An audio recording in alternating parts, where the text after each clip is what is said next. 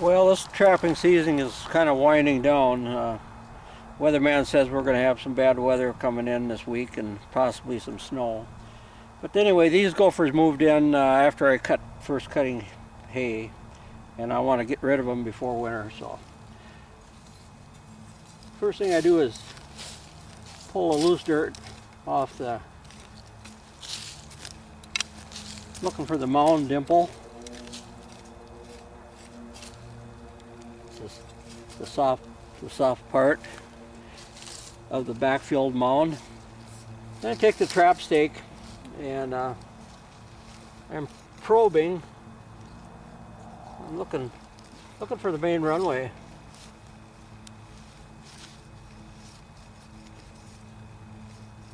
I didn't get a definite plunge, but the soft dirt is headed out that way, so I'm going to use that for a pilot hole and start taking some dirt out with a Burrow Buddy.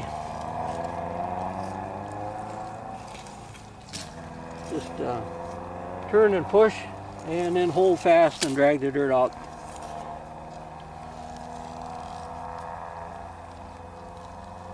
Yeah, I can feel there's a main runway down there.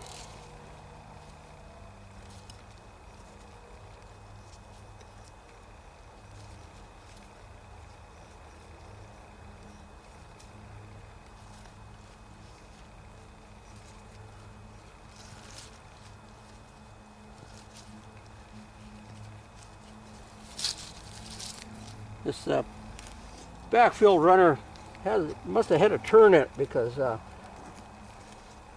followed the easy dirt down and then it got hard, but the main runway is down there. It's just quite a ways down. After I get the round hole, then I take the hoe end of the Burrow Buddy and shape the set hole. Once I get the set hole shaped, it's time to set the trap. I'm using DK1 Death Klutch trap, and I've made some modifications on this trap. I had earlier this summer I had a gopher that was pushing dirt past the trigger and basically burying the trap without getting caught. So I went back to the shop and I drilled some holes in the trigger and put some wire welding wire across there so I could get a little bit more surface area, so when he pushed dirt against it, it would activate the trigger. I'm going to use the Burrow Buddy trap setting feature to wind the spring. Load the DK1 in the fixture, hook the winding rod in the loop, and give it a turn. You can see that we're getting about a 3-to-1 mechanical advantage on that winding that spring. And that's a good feature. A lot of young trappers have trouble with the Death Klutch trap because they do have a stiff spring. So once I get that spring wound, then I'm going to pre-fit the trap, slide the hand down out of the way, take the trap,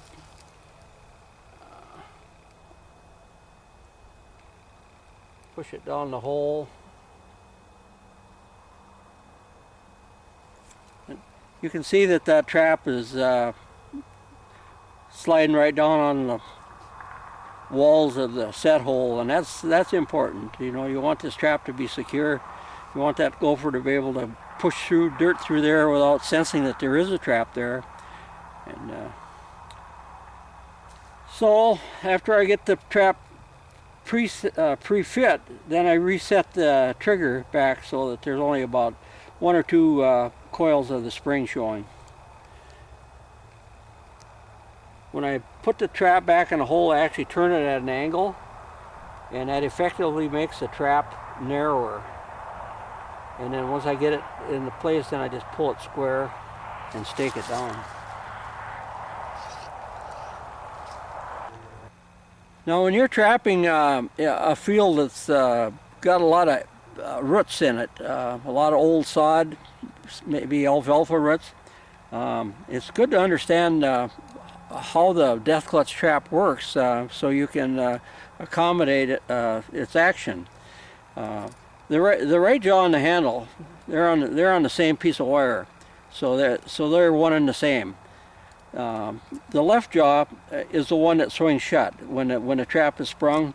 The right jaw is going to swing over to meet the left jaw.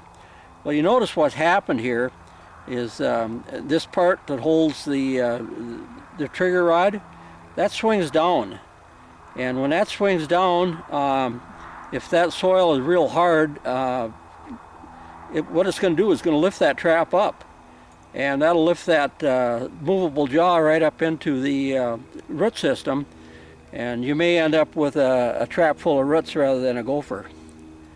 So what I do is when I'm pre-fitting that hole, I kind of estimate where this area is going to be, and I make sure that there's some, at least it's not real hard there. Might loosen up that a little bit, and you can do that with the whole end of the Burrow Buddy. You kind of measure down. You kind of know where that area is going to be, and then just work that a little bit. It's not important all times of the year, but like this summer, but we had a real dry summer, and the dirt was real hard, and it was important. Before I figured this out, I ran into several catches of roots rather than gophers. So, another thing to remember when you're trapping in a field that's got a lot of root systems in it is you know that the right jaw is the one that's going to be moving. So when you put that trap in the ground, if you kind of put the trap at a little angle, then that jaw can make an arc that'll miss the root system. Well, this was a set I made yesterday, and believe it or not, the sun was shining, and I was out here in a t-shirt. The weatherman said there's a clipper coming in, and I thought, well, I'm gonna get one more day of trapping out of this season. And because I knew it was going to be the last day, I doubled up this one, so I probably am only going to get one gopher out of those two sets. But anyway, we're going to go take a look.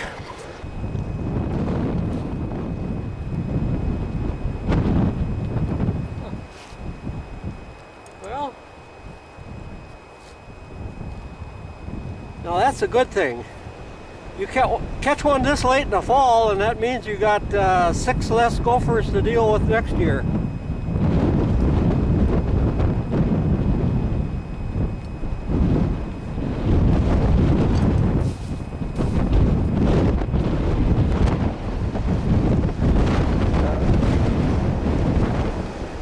Maybe this is why they tell you when you're trapping gophers, always wear gloves.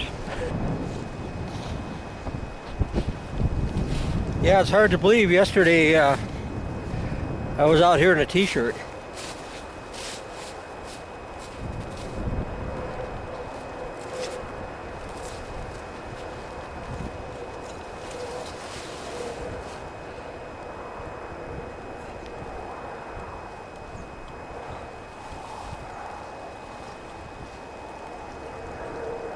That's a recent catch.